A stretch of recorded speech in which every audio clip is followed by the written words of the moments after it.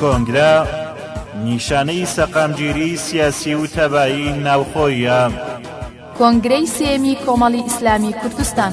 من کۆمەڵی ئیسلامی کوردستانم، خاوەن خەرمانی سەروەری و داستانم، شنەی شەماڵی گەرمیان و کوێستانم.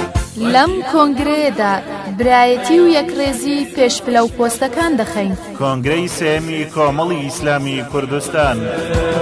خاوەن خەرمانی سەروەری و داستانم، لێرەوە سڵاو بۆ پێشمەرگە قارەمانەکان دەنێرین و سەرکەوتنەکانیان بەرز دەنرخێنین. کۆنگرەی سێمی کۆمەڵی ئیسلامی کوردستان. بەستنی کۆنگرەی سێمی کۆمەڵی ئیسلامی پەیامی ئارامی کوردستانە. کۆنگرەی سێمی کۆمەڵی ئیسلامی کوردستان. بە باوەڕ و ورە و جۆش و خۆشم، بەهێزی بیر و باز و هەست و هۆشم، بە دڵسۆزی و بە خەمخۆری و پەرۆشم، لە پێناو دادگەریدا تێدەکۆشم. پێشمەرگە لای ئێمە قەڵای نەبەزین و شکۆداری نیشتیمانە. کۆنگرەی سێمی کۆمەڵی ئیسلامی کوردستان. قەلا هەوڵ و خەباتم نەوەستم، سەربەخۆیی کوردستانە مەبەستم. سەربەخۆیی کوردستان و شکۆداری گەلەکەمان ئامانجی ئاینی و نەتەوەیمانە. کۆنگرەی سێمی کۆمەڵی ئیسلامی کوردستان.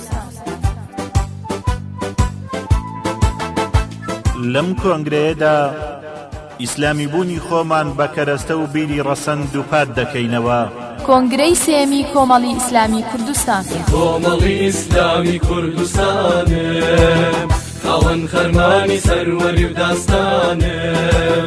ئیسلام چۆن مێژووە ئاواش ئایندەیە. کۆنگرەی سێمی کۆمەڵی ئیسلامی کوردستان. پەیامی شەهیدانم، من شۆڕشی چاکسەزی و ئاوەدانی، هاوڕێی ڕاستی و ڕەسەنایەت، توندڕەوی و پەڕگیری بە هەر پاساوێک بکرێت ڕەتی دەکەینەوە. کۆنگرەی سێمی کۆمەڵی ئیسلامی کوردستان. نیشتیمان هیوای ئەمڕۆ بەیانی، دژی زۆرداری و گەندەڵی دەوەستم، پەیمان لەگەڵ خۆدا و میللەت دەبەستم، قەلا هەوڵ و خەباتم نەوەستم، سەربەخۆیی کوردستانە مەبەستم. ئێمە لە کوردستانێکدا کۆنگرە دەکەین کە پێشمەرگە سنوورەکانی دەپارێزێت.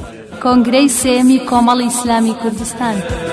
شنەی شەماڵی گەرمیان و کوێستانم، ڕەنگی خەکم پەیامی شەهیدانم. وەفاداری بۆ ڕابردوو بەوە دەبێت لە ئاست ئەرکی ئەم قۆناغەدا بین. کۆنگرەی سێمی کۆمەڵی ئیسلامی کوردستان. شنەی شەماڵی گەرمیان و کوێستانم، ڕەنگی خەکم پەیامی شەهید. هەنگاونان بەرەو لووتکە ڕسک و تێکۆشانی دەوێت. کۆنگرەی سێمی کۆمەڵی ئیسلامی کوردستان.